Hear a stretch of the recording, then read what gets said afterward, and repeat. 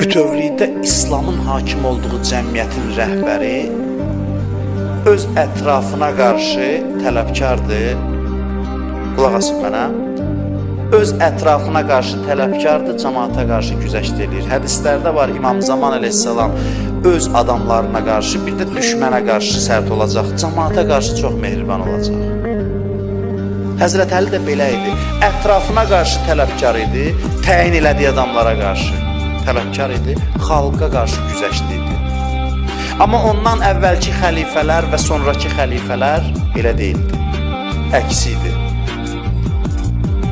Ətrafına güzəşt edirdi, xalqa qarşı qəddarlıq edirdi. Neçə nəfərin boğazından edam kəndirini Həzrət Əli çıxardırdı. Heç bir dəlil sübut olmadan tələsik hökm çıxardıblar ki, bu edam olunmalıdır. Hökm çıxardıblar. Həzrət Əli gəlib deyib, bunun cəzası edam deyil. O deyib, ikinci xəlifə deyib, Ləvlə Əli ləhələkəl Ömər. Əli olmasaydı, Ömər həlak olardı. Neçə dəfə, amma Həzrət Əliyə baxın, cinayətkarları gətirib, cinayətkar özü gəlib.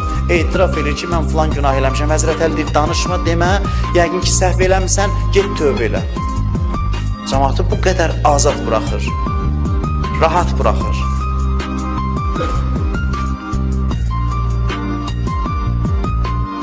Bir nəfər gəldi Əbu Ömər adında.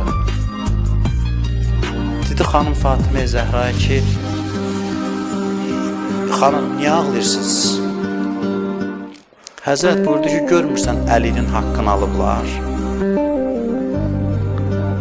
O da bilirsiniz nə dedi? Dedi ki, xanım, haqqını alıblar, amma özü də isin eləmir, axı oturur. Gözəl söz dedi. Onda xanım Zəhra dedi, bəs bilmirsən Peyğəmbər buyurub ki, məsəlül imam kə məsəlil Kəbə. Eşitməmsən ki, Peyğəmbər buyurub, imam Kəbə kimidir, cəmaat ona tərəf gələr, o cəmaata tərəf getməz. Bu qədər azadlıq, cəmaat açan başa düşər. Mən oturub gözləyəcəm.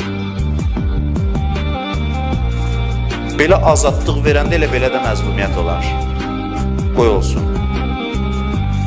Gecə gəlirlər, beyyət eləyirlər Həzrət Əliyə, qaranlıqda. Ki, biz neçə yüz adam, tarix danışıram, sizə nağıl danışmıram, beyyət eləyirlər. Başqası neyniyər? Gecə ilə bir plan çəkər, deyər ki, hazırlaşaq, səhər qalxaq ayağa. Həzrət Əli onlara deyir ki, yox, gedin dağılışın evinizə, sabah səhər vaxtı, filan saatda, filan vaxtda, filan yerdəki Mədinənin mərkəzidir, başınızı da qırxıb gələrsiniz.